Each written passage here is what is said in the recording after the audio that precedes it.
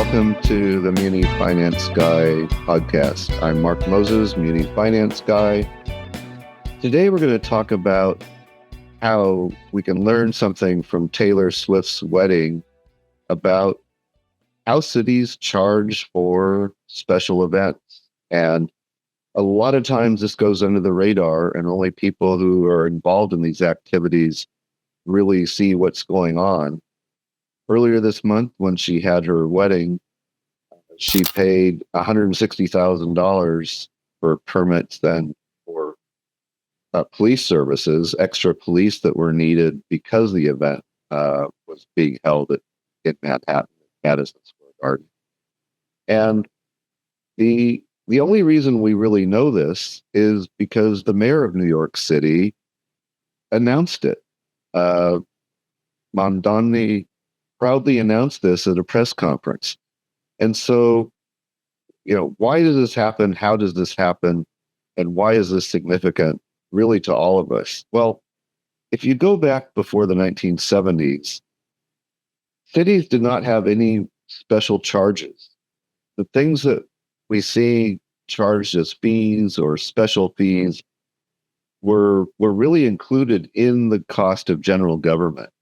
So you could have a special event, a parade, and you would never see a bill.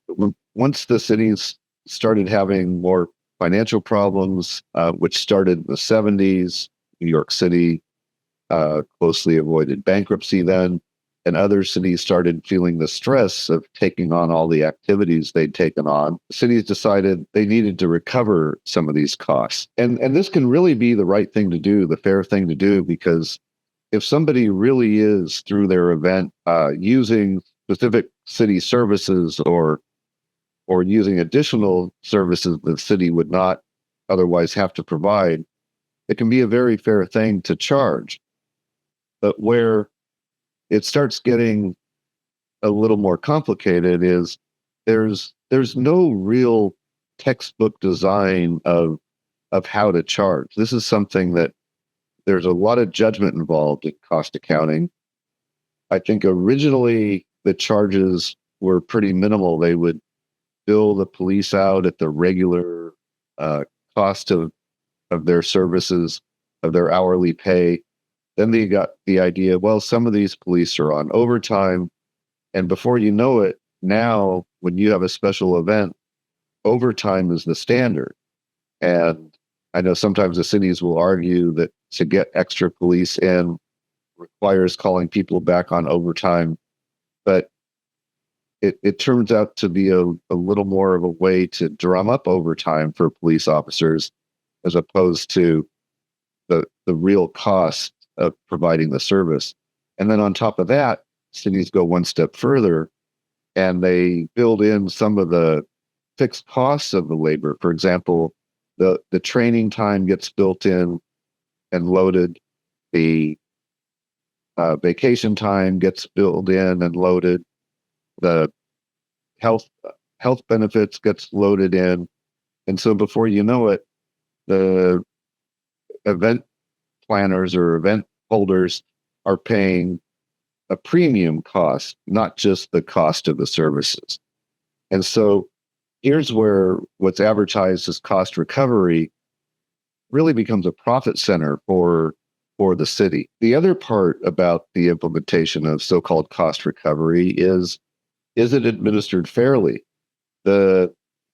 Most cities, a lot of cities, including New York City, like to have the film industry in town, and it's glamorous to have movies being made in your city. And so the film industry has cut a complete break in New York City. There was a study where one year $4 million was spent of city resources to support the movie shoots, provide security, deal with road closures and traffic while the filming was conducted. And only $1 million was recovered through charges. So the city basically subsidized the film industry to the tune of $3 million. Really, the test here is if cities are going to recover funds related to the services they provide that are beyond a specified norm, then first of all, those need to be objective. When cities receive grants, there are very specific tests of what's included, what's not included. And so that needs to be clear. It needs to be known to people, and it should also be fairly implemented. And so if it's good enough for one industry, if it's good enough for a private wedding, it should be good enough for the film industry and other industries that maybe got a bit of a break. So did Taylor get the short end of the stick? Well, first of all, by it being politicized and announced by the mayor, she really became a feather in the cap of the mayor, who could crow about how he got this billionaire to pay the city $160,000. And whether she really paid the right amount or not, that we can't really figure out, because the cities are very opaque when it comes to how they prepare their calculations, what assumptions they make about the level of support from the police or public works that's needed for the event. But I can tell you from my experience, they typically miss on the high side when they are charging for these services. So think about that the next time you hear about city fees, cost recovery. There's more there than meets the eye, because if the cost recovery structure is not clear, is not known, is not predictable, and not uniformly applied, it does become a shakedown and not cost recovery. Thank you for listening. I'll see you next time.